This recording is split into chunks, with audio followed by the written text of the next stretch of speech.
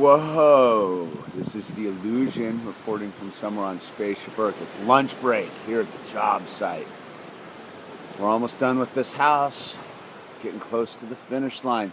Anyway, I'm going to tell you a story today about one of the gnarliest people I've ever met in my life. But first, I want to wish Nick Cragg a happy birthday. It's his 18th birthday. His brother Steve emailed me and wanted me to shout out happy birthday, Nick.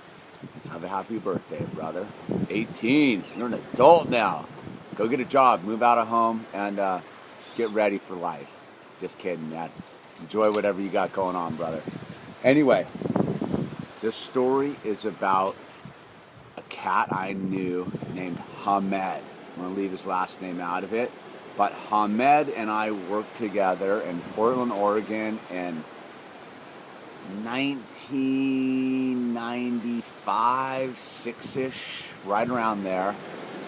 And Hamed and I, we were delivering copy machines together for the Toshiba Corporation. So every day we would show up to work and we would load up the delivery truck with these giant copy machines. And we would go around Portland and drop the copy machines off. But what was gnarly was Hamed and I were the same age. We were born in 1969, so we must have been about 27 right around that time. But see, Hamed was an immigrant from Afghanistan. He had moved over here from Afghanistan, and he was working. He had a wife and 2 kids, and he was a Muslim. And so we would roll together, but the interesting thing about Hamed was he was a mujahadin rebel in Afghanistan, and he had spent his late teens, early 20s fighting the Russians with an AK-47 Kalashnikov. And the deal was that Hamed had been a university student in Kabul, and he had his father had been taken by the Russians and killed by the Russians, and so Hamed split and went up into the Hindu Kush Mountains, where he joined the Mujahideen rebels. And when he joined the Mujahideen rebels, he was fighting under Masood. Now Masood's kind of a key figure in the history of the Afghan insurgency against the Russians.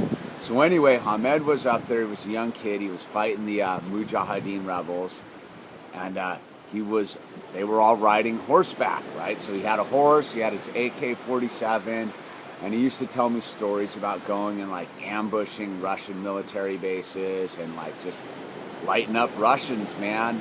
Like that was his whole deal when he was while I was busy surfing going to college, this dude was attacking Russian military outposts on horseback, right? Mad respect. He was a full equestrian, and he was like the mellowest guy ever.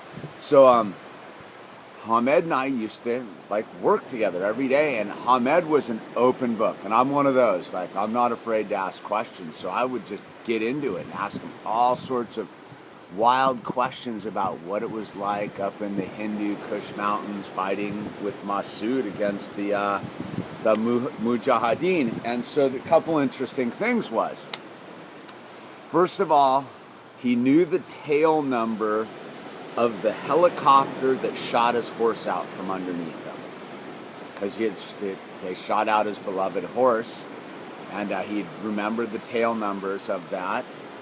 And also he had brought pictures one day, right, of, I don't know, Hamed at war in Afghanistan. And there was this one picture, right, and it's a bunch of dudes wedged in a cave. Not like a cave, but like a slice in the rocks. And what had happened was they were going over one of the super high mountain passes, like 18,000 feet, in their like convoy of a couple trucks. And they got stuck up in the mountains during some sort of blizzard or something.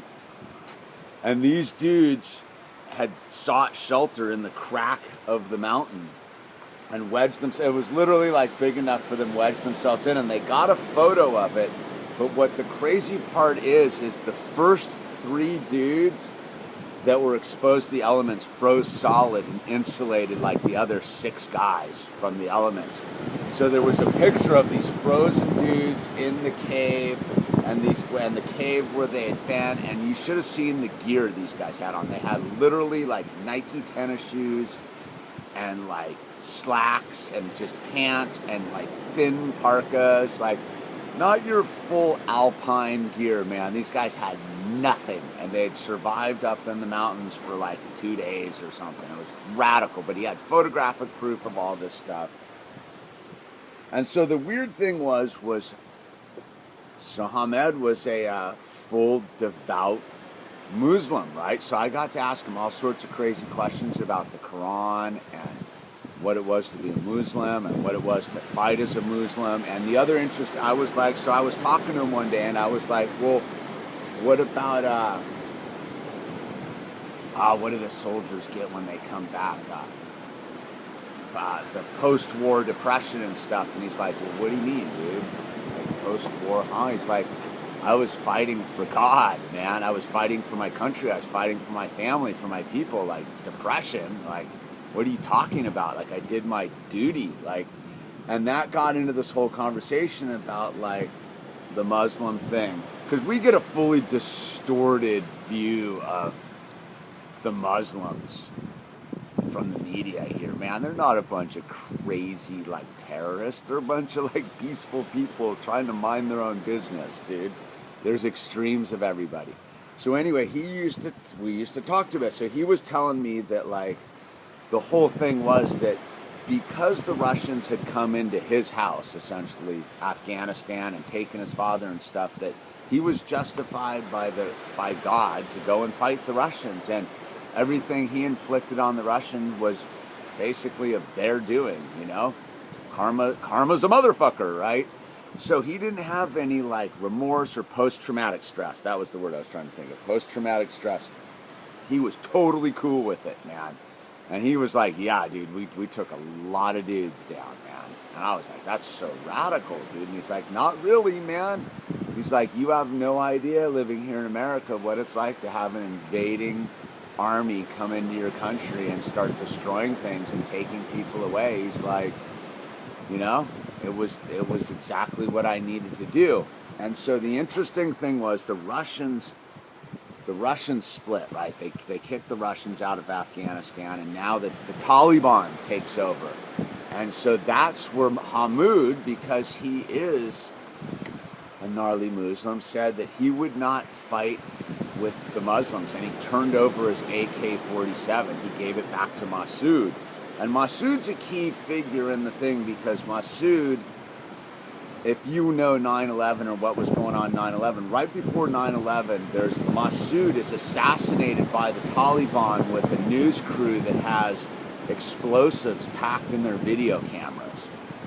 And because they take out Masood, they're really able to run rampant over in Afghanistan, because Masood was basically kind of like a freedom fighter, George Washington-esque type of dude. He wasn't some sort of lunatic. He was just a family guy, like, trying to, like, hold the line and you know, make sure the kids could go to school kind of thing. I know I'm simplifying and generalizing, but so anyway, Hamed said that when the Taliban took over and the fighting continued, that he would not fight other Afghans.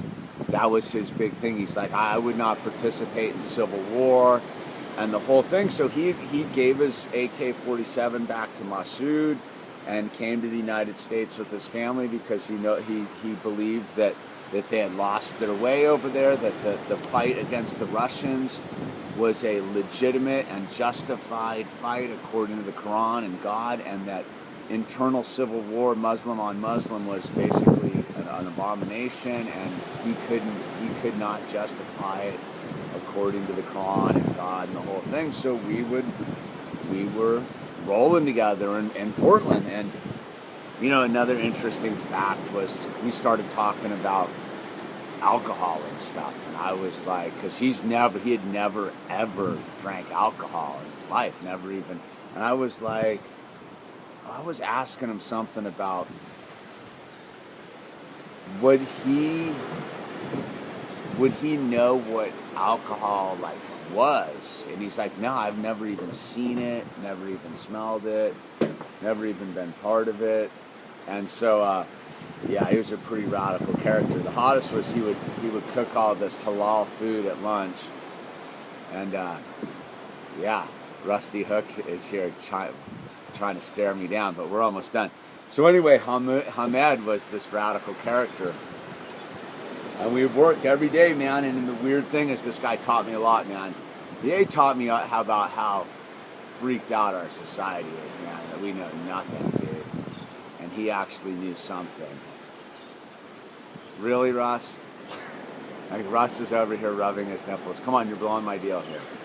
Go away. Don't be that guy. What are you doing? Anyway, this dude taught me a lot, man. Taught me a lot about being Muslim and the Quran. And it was interesting because we were working together right when Bill Clinton was sending over all the missiles, the cruise missiles over there. Tom Cruise missiles, yeah, to blowing stuff up. And Hamed didn't like it at all, but he wanted the Taliban done.